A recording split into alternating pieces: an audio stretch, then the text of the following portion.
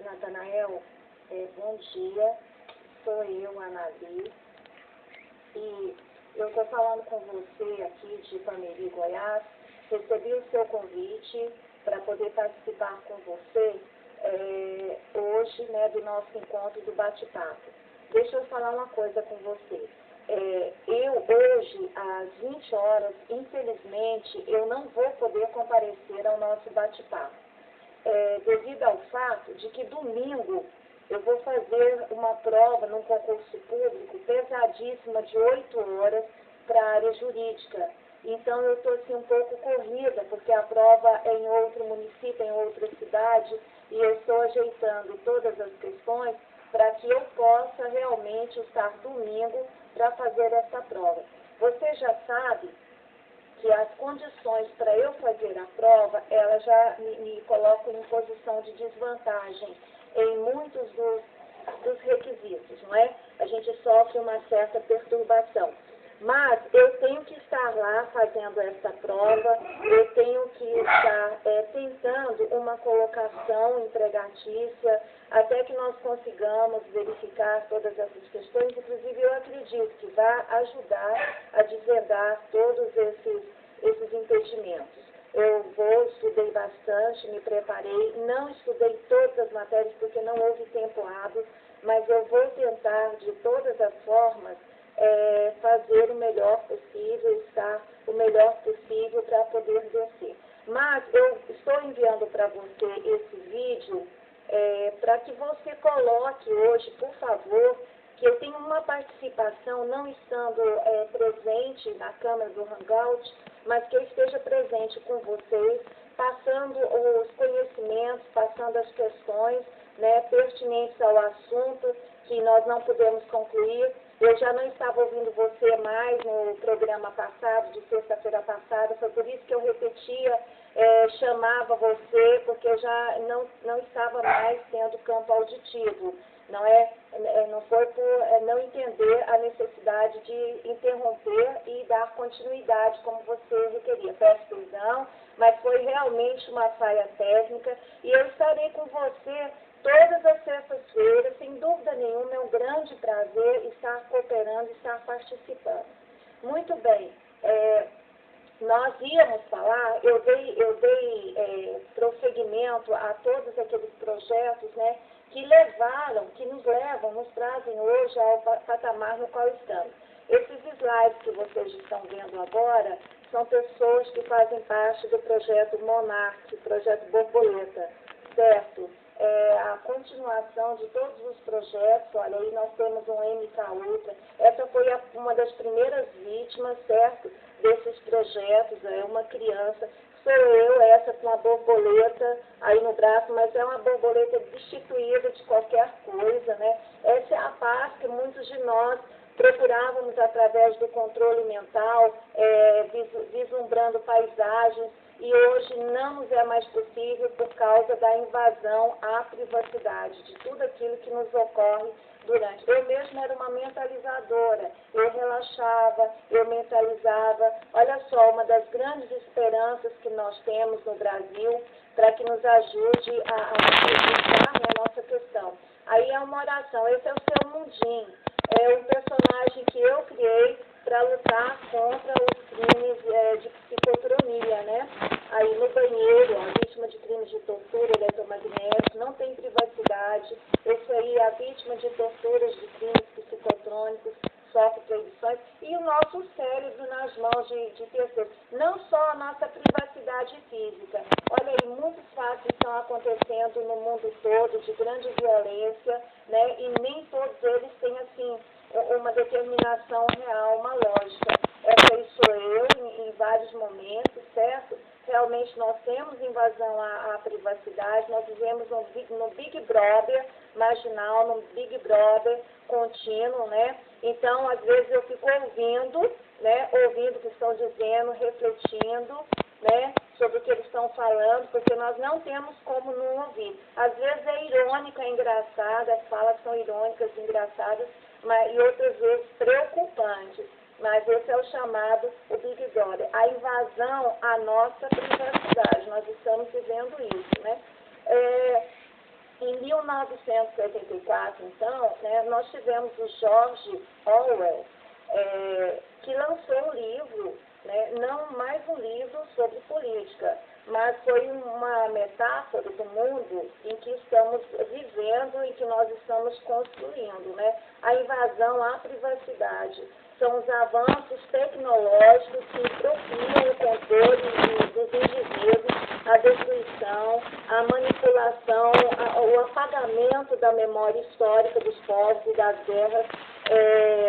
Então, é uma realidade que está caminhando cada vez para o mundo, né, para um contexto pior. Então, não lia esse livro de Orwell, porque os seus escritos, né, são capazes de alertar gerações e gerações futuras, apesar de ser de 1984. Esse livro, inclusive, segundo os críticos, se tornou um clássico, né, um clássico na passagem de Orwell, pelo Big Brother, a figura solar no romance de 84. A frase de Big Brother diz Watchman, assim a Bíblia pode significar que o grande irmão cuida de ti e também o grande irmão te vigia. Então, a pessoa, olha só, a pessoa que vigia é a pessoa que cuida de você. Seria o cuidar uma grande desculpa para lhe dar o direito de invadir a privacidade, né? Mas, se antes as pessoas temiam o Big Brother, agora as coisas parecem estar assim, no descontrole total, né? Então, muitas pessoas buscam olhar melhor, ou se estão sendo olhados, ou se tem alguém vigiando, né? Acompanhando os momentos de suas vidas com câmeras ou dentro das suas casas, né, com um certo tipo de controle mecânico ou eletrônico.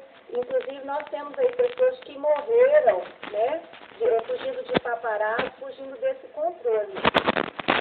Muito bem. E a prova dos 9 milhões de telespectadores de programas da Rede Globo, né, logo imitado por outras emissoras com nomes diferentes, mas sempre com o propósito solar do Big Brother original e do filme Invasão de Privacidade. O voyeurismo, assim, as mulheres, né, também são multidões no prazer de espiar a vida alheia e assim também tenham antecedido esses homens no seu particular. Nós sabemos que as mulheres gostam desse tipo de prática, de falar, mas essa ousadia, essa ousadia na vida, na privacidade alheia, ela chega a ser uma questão patológica do mundo atual, seria como um mal do século, né?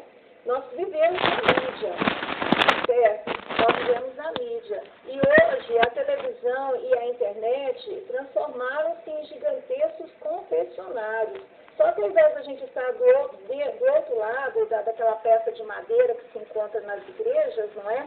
E nas catedrais, inclusive intermediado por uma treliça entre nós e os padres, né? Isso foi construído desde a Idade Média. Então, hoje já não existe mais esse aparato, né? Esse aparato deixa de ser existente para ser substituído por todo um aparato tecnológico, né? A treliça deixava passar a voz, mas não deixava passar a imagem dos pecadores, né? Que estavam ali pedindo perdão pelos seus pecados. E depois voltavam a pecar naturalmente, né? Digamos assim, porque novamente compareciam ao confessionário e teria ali seu perdão aceito pelo padre, certo? Só que o Big Brother, ele vai além de uma treliça, ele vai além desse aparato de madeira, não é? O Big Brother, ele vê o que você faz, onde quer que esteja, e pior, o Big Brother está muito além do que foi citado em 1984, porque estão tendo acesso, estão monitorando os pensamentos, estão monitorando os sonhos, né? E a vontade, exercendo sobre a pessoa uma certa vontade em nome de disciplinar, ou seja, tratar da questão multidisciplinar, onde eu falei que as clínicas multidisciplinares podem servir de respaldo para muitos dos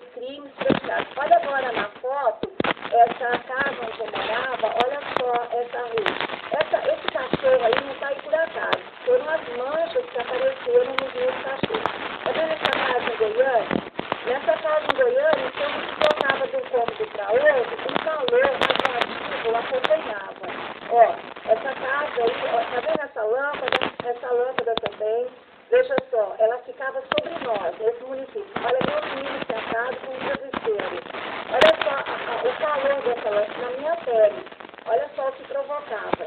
E é uma lâmpada comum, certo? Eu coloquei alguns slides da misericórdia de Deus, né? Porque só Deus mesmo que é questão da misericórdia.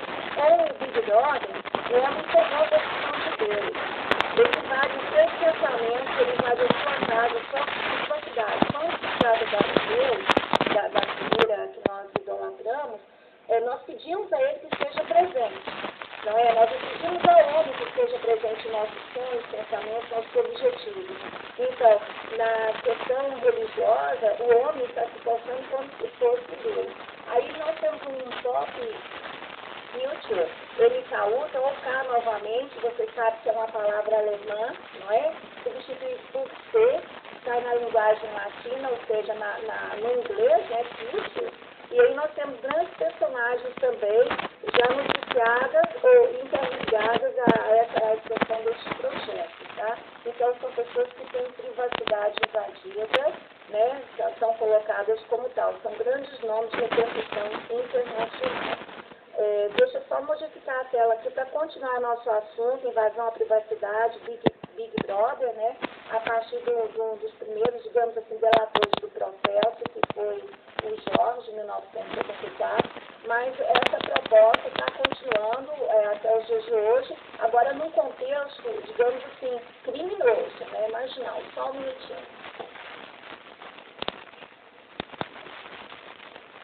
Essa aí é uma das grandes esperanças do mundo jurídico, né? O grande, excelentíssimo Joaquim Barbosa. Eu vou mudar agora para a questão legislativa, dentro do contexto, né, de psicotrania. O nosso texto está aqui no Google. Só um instantinho, por favor. Isso.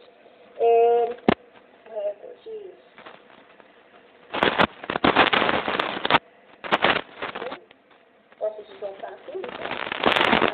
Muito bem. Nós temos aqui a Busca-Legis, né, que fala um pouquinho sobre a lei de controle e produção física de direitos penais cibernéticos. Bom, nós sabemos que foi a partir dos anos 70 que a cibernética entrou no judiciário. A cibernética é trazida pela Igreja Católica até mesmo pelas músicas do Padre e Zezinho, certo? Então, a cibernética, bom, nos anos 70 nós temos a era da cibernética, né? Nós temos a música cantada até mesmo pelo Padre Zezinho, certo? Na Igreja Católica. Só um instante, por favor. Eu quero que, por favor, role abaixo para eu poder estar dando isso. Então, veja só. Quando nós falamos em psicotrania, quando nós falamos em invasão à privacidade, nós estamos colocando muito das questões gerais. Nós temos que identificar para ajudarmos as vítimas, porque o que está acontecendo são dois processos preocupantes, certo? Nós estamos sendo vistos dentro das nossas casas. Nossos pensamentos estão sendo falados e gritados dentro de auditórios, lados de esporte, em salas de aula, como comprovação de que há realidade e há fundamento no que está sendo falado, como comprovação científica. Mas nós não autorizamos isso. Nós estamos sendo provados. Esses dias o governador do estado de Minas estava falando sobre os parques tecnológicos. Então, eu assimilei a questão dos parques tecnológicos da seguinte forma. Nós estamos dentro de parques tecnológicos e nós somos como animais dentro de jaulas, sendo demonstrado ao público, em exposição ao público. Isso é inconstitucional, isso é desumano. Além do que, nós passamos torturas mentais. A invasão é grande, certo? São pessoas que, se você identificar a voz e chegar, a pessoa não assume. Se você vai à delegacia de polícia civil, a delegacia quer que você dê autoria de crime. Você, cidadão,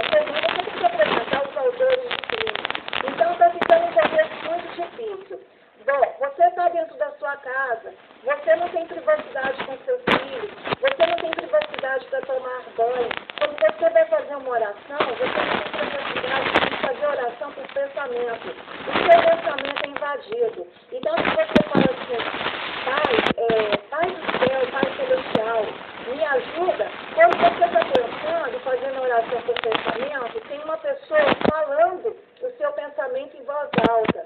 Ou seja, dando publicidade ao momento pessoal seu com Deus, sendo que a profissão de fé nos é garantida constitucionalmente. E indiretamente essa ação tem a ver com a violação da sua profissão de fé. Então, essa questão é uma questão que está sendo pública, está tendo publicidade, e as pessoas estão tendo aceitação. E se estão tendo aceitação, é que nem o Natanael falou, gente, isso não pode ser visto como coisa natural, porque não é natural. Descriminalizar, isso é o caminho para a descriminalização. E se você passa a ver como natural, se os juristas passam a ver como natural, deixe de constituir crime. Como é que fica as centenas, os milhares de vidas existentes em todos os continentes que estão sofrendo torturas medonhas? Porque os homens, quando se trata de ciência, eles não têm limite para as práticas. E muitos de seus procedimentos se tornam desumanos. Certo? Então, não pode acontecer isso. Nós vivemos em um Big Brother, de forma generalizada, porque o contexto é muito mais profundo e latente. Então, nos anos 70, nós tivemos aí a introdução da cibernética. Mas a palavra cibernética é utilizada vulgarmente como sinônimo de informática ou computação. Né? Tem um significado próprio, distinto. Na língua inglesa, foi utilizado em 48 pelo matemático norte-americano Norbert Wiener, certo? E tem origem da palavra grega cibernética, que pode ser traduzida por piloto, a mesma palavra da qual derivamos governador, certo? O Wiener, ele notou que havia uma relação social entre comunicação e controle, e propôs a criação de uma ciência geral do controle, dando a seu livro o título da nova disciplinar cibernética. Bom, a influência da cibernética sobre o direito, mais especificamente sobre o direito penal, foi tardia e somente no final do segundo milênio começou a ser notada, ainda que a literatura e o cinema a tenha demonstrado em obras como Laranja Mecânica, Matrix e Minority Report. Então, o que acontece? Laranja Mecânica foi um filme, inclusive eu assisti no cinema esse filme, de vários prisioneiros que foram presos por tráfico de drogas. Um foi escolhido. Eles eram escolhidos e eles assinavam um termo junto à prisão, ao período da direção da prisão, e passavam a ser usados como cobaias. Com isso, eles tinham uma vida bem favorecida em todos os sentidos, desde que eles se submetessem a todos os processos mentais que eram estabelecidos, né, pelos cientistas. Então, o direito penal cibernético seria constituído o Instituto como instrumento preventivo de determinadas condutas sociais e, para isso, valer-se-ia de inúmeros instrumentos tecnológicos recentemente viabilizados pela ciência da computação, dentre os quais podemos destacar vigilância de locais públicos através de câmeras de vídeo, a identificação biométrica de suspeitos e o monitoramento via satélite de condenados cumprindo o livramento condicional de imposto. Quando eu digo, pessoal, as vítimas de crimes psicotrônicos não são condenados cumprindo o livramento condicional. Não são pessoas que lidam com questões que são inaceitáveis socialmente.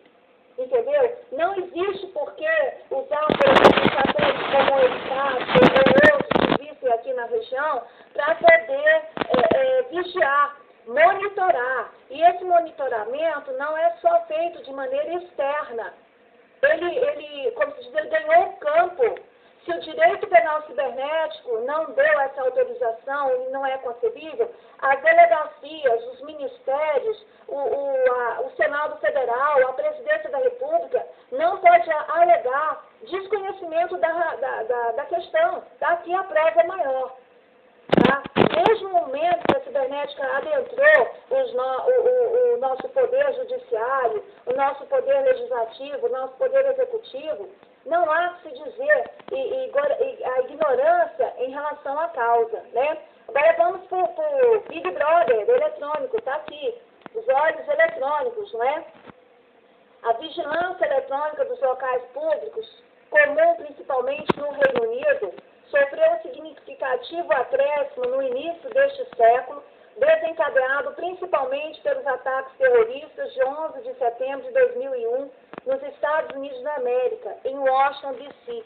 Sob pretexto de se evitar novos ataques terroristas, o governo instalou circuitos fechados de televisão em inúmeros locais, de grande movimento, o que gerou forte indignação das entidades defensoras dos direitos civis. Parada, plim aqui. Há muito boato, investigações dizendo que os ataques que ocorreram nos Estados Unidos da América não foram terroristas. Foram ataques propositados para justificar uma extensão maior dos olhos eletrônicos. Entendeu? Então, foi simplesmente um suporte para um outro propósito. Quem está fazendo essa denúncia? É a Anali? Não, não é a Anali.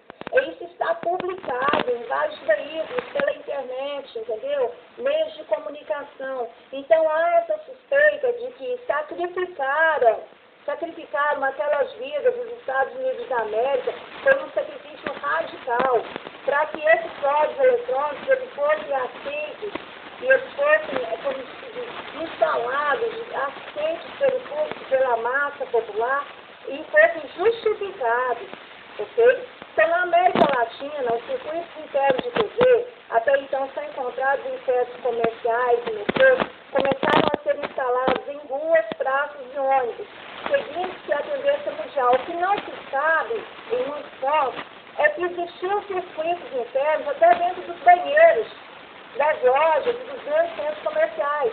Então, você entrava no banheiro e ali fazer xixi, você estava sendo filmada. Certo? Então, já era uma invasão à privacidade. Uma invasão à privacidade física, o seu deslocamento. Mas não está só nesse ponto. A invasão à privacidade adentrou a psique humana, adentrou o nervo cerebral, adentrou o controle orgânico, adentrou o controle do funcionamento do seu coração, do seu rim, o seu controle orgânico. A ciência se tornou Deus. Então, é isso que a gente está denunciando, é desse sistema que nós somos vítimas, que é oriundo, resultante de um sistema aceito pelas governadorias. O argumento central dos defensores do longos óculos estatal é a ausência do direito à privacidade em locais públicos. Se alguém pode ser observado por outras pessoas, não haveria por que ter qualquer expectativa de privacidade. Evidentemente, trata-se de um sofisma, pois o grau de observação de um sistema de vigilância eletrônica é infinitamente superior à visão do mais observador dos transeuntes. Não se pode comparar a visão humana com câmeras onipresentes, na sua grande maioria ocultas na paisagem urbana, que permitem aos policiais verem e serem vistos. Não bastasse a visão privilegiada das câmeras estrategicamente posicionadas, a gravação das imagens permite sua reprodução com zoom e câmeras lentas, por infinitas vezes, inclusive para terceiros. Você está lá tranquilo, passando na rua e enfia o dedo no nariz. Está lá fazendo uso do seu dedo como lhe confere a sua liberdade e a democracia. Entendeu? O que vem depois que você enfia o dedo no nariz, você vê uma reprodução com zoom, ou seja, com amplitude, em câmera lenta. O que você acha? E se um momento dado qualquer, essa cena, que não permite, digamos assim, a identificação das suas feições, vierem a ser negociados e passados pela internet, nos nossos sucessos, que não vai ser? A visão rápida, muitas vezes inibida, da bela garota que cruza nosso caminho, poderia ser realizada muitas vezes, com toda a riqueza de detalhes, que faria a alegria dos policiais, voyeurs. Então, uma simples proteção na calçada poderia se tornar uma verdadeira comédia, o que eu acabei de dizer para vocês, quando gravado e reproduzido em câmera lenta. E claro, aos domingos, os melhores olhares mais indiscretos da semana poderiam ser reproduzidos em rede nacional com a consonância bem remunerada de quem já teve sua estratégia pessoal gravada. Trata-se de um nítido atentado ao direito de todo cidadão à privacidade, que no exemplo acima não excede ao mero constrangimento, mas que poderia resultar em aterradoras ameaças ao direito civil quando utilizados com fins políticos. As câmeras certamente não filmarão somente crimes e cenas do cotidiano, mas principalmente greves, manifestações políticas e uma série de outras ameaças aos interesses de quem mais tarde terá a posse dessas fitas e o poder de analisar e julgar as condutas filmadas. Vamos lá, pessoal. O que está acontecendo em São Paulo e em todo o Brasil? As câmeras estão filmando as cenas do cotidiano, as principais greves. Tem impedido? Tem impedido que tenha acontecido? Não tem. O que está acontecendo aí é mais uma prova, é um sofisma. A alegação de que com essas câmeras eles terão o controle que eles querem ter. Enquanto se enganando os bobos da comprovação e esse tipo de processo, de procedimento, eles já estão com essas câmeras mesmo do cérebro humano. Eles já estão verificando os sonhos, os pensamentos e fazendo com cada um dos escravos desse sistema, que são as vítimas, o que bem entendem, a nível experimental, em todos os sentidos. E com certeza existem patrocinadores. E eu torno a dizer que os patrocinadores são o empresariado. Não vou dizer que eles não têm o apoio dos sistemas, não vou dizer que é dos poderes, que eles não têm o apoio das polícias, não. Existem pessoas ligadas, pessoas abertas que comungam da mesma realidade, que têm interesses em ter vínculos em relação a essa questão. Mas é crime. Tortura é crime.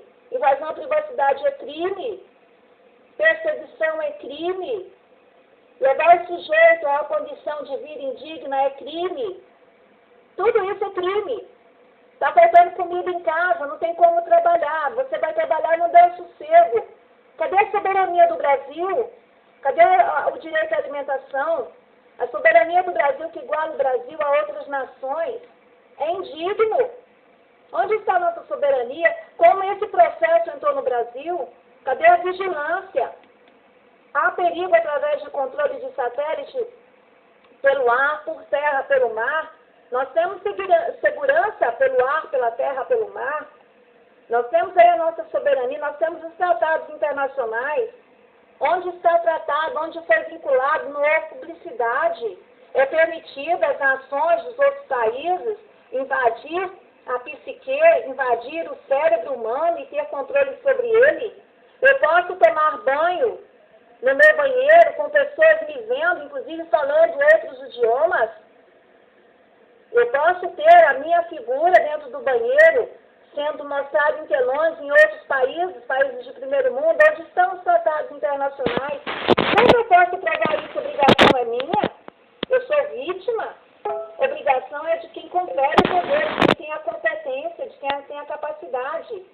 Entra um bandido na minha casa, eu tenho que abrir a porta e falar, espera aí, me dá seu nome, seu RG, seu documento, uma xerox, que eu tenho que levar para a delegacia de polícia civil, porque eles não aceitam o BO, se eu não levar a autoria do crime. Espera aí, leva tudo que você quer, mas me deixa a sua documentação.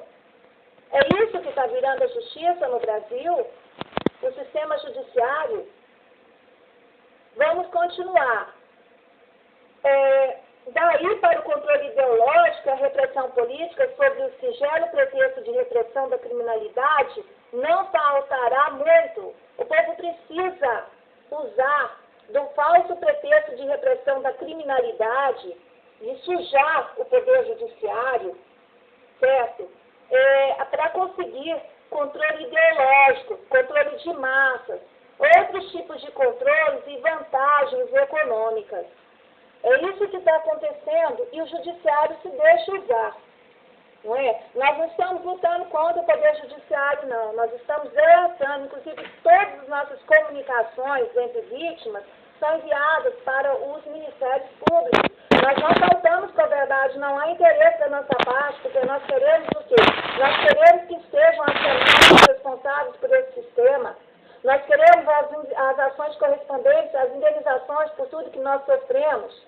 E nós queremos, sim, a aposentadoria, mas a aposentadoria que não traga um CID de doença mental congênita ou anterior. Se há alguma doença mental hoje nas vítimas, é em consequência.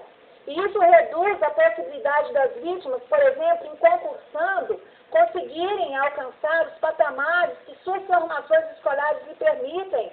Não existe nenhuma forma de separar as vítimas durante o concurso público, porque não se enquadra entre pessoas que estão amamentando, não se enquadra entre pessoas que têm necessidades especiais, não se enquadra em pessoas que têm outros tipos de necessidade. E não existe forma de você elaborar um laudo e dizer, eu quero condições especiais para fazer a prova, porque durante toda a prova eu sou invadida.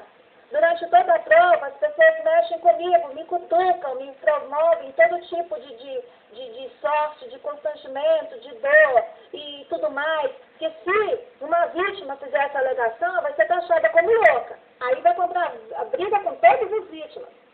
Porque nós testemunhamos uns aos outros de que loucura é o poder que deixou ser instalado no Brasil desse sistema de tortura e controle mental. Porque o controle mental, pela parapsicologia, não é criminoso. É um controle mental para beneficiar o ser humano. Quem desviou todo esse sistema foi, digamos assim, a ciência. Certo?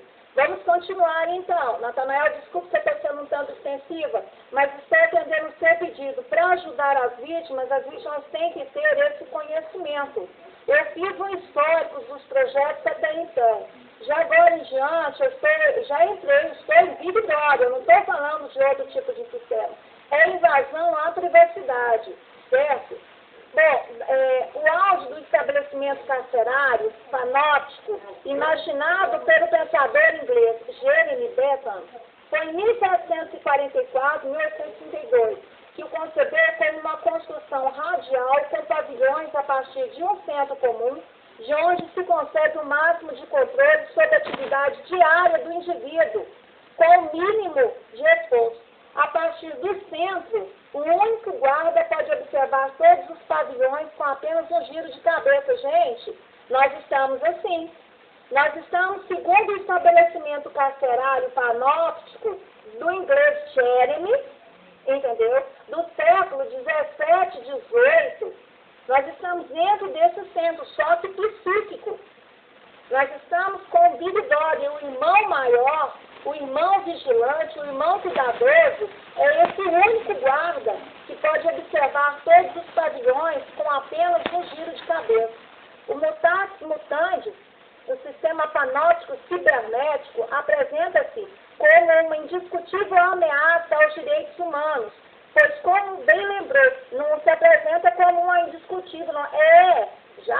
Não tem nada como numa menção futurista. Vamos ver qual é digamos assim, a colocação do autor em relação a esse panóptico cibernético. Daí o efeito mais importante do panóptico, induzir no detento um estado consciente permanente de visibilidade que assegure o funcionamento automático do poder, fazer com que a vigilância seja permanente em seus efeitos, mesmo se é descontínua em sua ação, que a perfeição do poder tenda a tornar inútil a atualidade de seu exercício, que esse aparelho arquitetural seja uma máquina de criar e sustentar uma relação de poder, independentemente daquele que o exerce. Enfim, que os detentos se encontrem presos numa situação de poder de que eles mesmos são os portadores. Gente, nós não somos detentos. Vítimas de crimes não são detentos, mas se encontram na mesma posição, no Big Brother carcerário, no Big Brother prisional. Vê-se, pois, que o preço a se pagar pela proteção contra o crime é, em última análise, tornar as ruas, praças, ônibus e metrôs um gigantesco cárcere onde todos sejam suspeitos de crimes que ainda não ocorreram e eternos vigias de seus próprios pensamentos, palavras e ações. Não, nada disso. Nós já temos aí o sistema que se tornou eterno vigia dos nossos pensamentos, que não somos presos, né? Das nossas palavras e das nossas ações. Viu como a coisa se estendeu? A coisa foi muito além. Essa questão de monitorizar para dar segurança ao cidadão, não, isso é sofisma para você aceitar e engolir e assinar embaixo, que é de acordo. Além disso, nada garante que o uso das câmeras irá efetivamente diminuir os índices de criminalidade. É provável que haja um mero deslocamento dos focos de delinquência para bairros pobres, zona rural e, claro, o interior das residências. Trata-se de um sistema elitista, pois a vigilância das câmeras se limitará aos bairros nobres e às áreas comerciais da cidade, relegando as zonas pobres e interiorando o tradicional descaso àqueles que muito pouco ou nada têm para proteger. Certo? Então, gente, nós temos aqui essas questões de Big Brother, tem mais algumas colocações. Depois menciona-se a questão da biometria, né? Que é um sistema automatizado de identificação baseada nas características testemunhas do indivíduo. Certo? Aqui eles já estão colocando como sendo de reconhecimento a íris, as impressões digitais, de fatos, de voz, entre outros. Né? O reconhecimento da íris é adotado atualmente nos aeroportos de Amsterdã. O sistema batizado de Trivium permite a venda de passagens aéreas vinculadas às características biométricas da íris do usuário, que é conferida no momento do embarque. O novo sistema é vendido como uma facilidade para o cliente que não necessita aguardar na fila de embarque, mas tão somente dirigir-se a uma entrada especial onde a geometria de sua íris é comparada aos dados dos bilhetes. Certo? São sistemas de identificação da identidade breves e rápidos. Mas a biometria permite, porém, usos muito mais perversos da tecnologia, já que a mesma técnica que serve para verificar a identidade do indivíduo serve também para identificar uma infinidade de características físicas, sociais e econômicas relacionadas a ele. Alguém que já tenha cometido um crime, por exemplo, pode ser facilmente identificado em um aeroporto se o sistema de reconhecimento de íris estiver interligado a um banco de dados, em que constem os cadastros de todos aqueles que já sofreram uma condenação criminal. Mas veja bem, se precisarem lançar mão de alguém com certas características para cometer algum tipo de crime, também esse mesmo sistema vai ser utilizado. Concorda? Ele pode ser usado, assim como todo sistema, para o lado benigno e para o lado maligno diante do social. O monitoramento de condenados via satélite. Olha, era um sistema usado pelo judiciário, mas simplesmente é um lado sofisticado cibernético, né? Composto por um dispositivo de rastreamento via satélite que é conectado à perna do condenado e envia seu sinal ininterruptamente para um banco de dados central da polícia local. O sistema consegue detectar com enorme precisão o local onde se encontra o condenado e permite o acompanhamento de sua rotina pela polícia. Trata-se, essa tecnologia parece um inegável progresso, se comparado ao cárcere, está sendo utilizado nos Estados Unidos, não como medida substitutiva à prisão, mas como novo elemento repressivo. Repressivo, mas aquele que delinquiu. Nós não podemos ser chipados, nós não podemos estar sendo monitorizados, nós não podemos estar dentro das nossas casas também sendo invadidos, não é? Sob qualquer pretexto, principalmente o pretexto sofismático de segurança, certo? Essa invasão à nossa mente está nos transformando, eles estão usando como respaldo clínicas multidisciplinares. Nós não autorizamos isso, nós não permitimos, nós não precisamos, não é? Para que tornar cidadão comum sem condenação, mesmo os que têm condenação, esse tipo de prática é condenado dentro dos tratados internacionais. Não existe esse tipo de rastreamento perpétuo, controle perpétuo, falta de liberdade. Então, eu vou ficando dentro desse contexto, Natanael. Deixo agora a você um abraço. Você tem muito conhecimento para fazer outras colocações e responder as indagações dos presentes. Eu sempre busco o lado jurídico da questão, porque não adianta se enganar. Eu posso chegar diante do jurídico, do judiciário e expor questões de conhecimento tecnológico e de conhecimento social, filosófico, sociológico, que eles querem, digamos assim, aquilo que venha de encontro à lei. Apesar deles terem conhecimento dessa cibernética, eles não estão dando respaldo, né, em muitos sentidos. E esse aprofundamento não chegou ainda, digamos assim, ao conhecimento deles em amplitude. Nós estamos denunciando como crime, ou seja, houve um desvio do uso da cibernética. Não sei até que ponto está sem controle. Nós estamos vendo aí essas manifestações, todas essas questões. E outra coisa, as vítimas que têm escrito, que têm sofrido, digamos assim, microchoques, né, digamos assim, que têm sofrido as vozes, que têm sido invadidas pelas vozes que ninguém mais ouve, né, vecadores e as intracranianas, não se julguem loucos, não se julguem insanos, tentem se organizar numa postura de defesa desde já, aquilo que vocês vão querer apresentar para o judiciário, façam anotações dessas vozes, do conteúdo, porque o conteúdo delas vai dizer muito da pretensão para que você possa se defender, se assegurar. Até que a gente tenha total amplo respaldo jurídico, legal, político, governamental, para a gente poder ter atendido as nossas reivindicações, não é? São 30, 20, 30 anos já de pessoas nesse sistema. Obviamente, as sequelas acontecem, né? Tudo isso tem que ter reconhecimento no âmbito jurídico legal para que a gente possa conseguir as nossas pretensões. Deixo aqui meu abraço para você, Natanael, para todos os presentes. E na sexta-feira, se Deus quiser, na próxima, eu estarei com vocês presentes aí na tela do Hangout. Hoje é por essa impossibilidade. Torçam, olhem por mim para domingo eu conseguir ser aprovada nesse concurso, ser classificada, porque vai ser importante para mim e vai ser importante para todos nós, para todo o grupo e para muita gente que está lutando contra esse tipo de crime. Um abraço, fiquem com Deus. Narídia Araújo Leite, de Pameri Goiás, para Natanael, para todo o Brasil.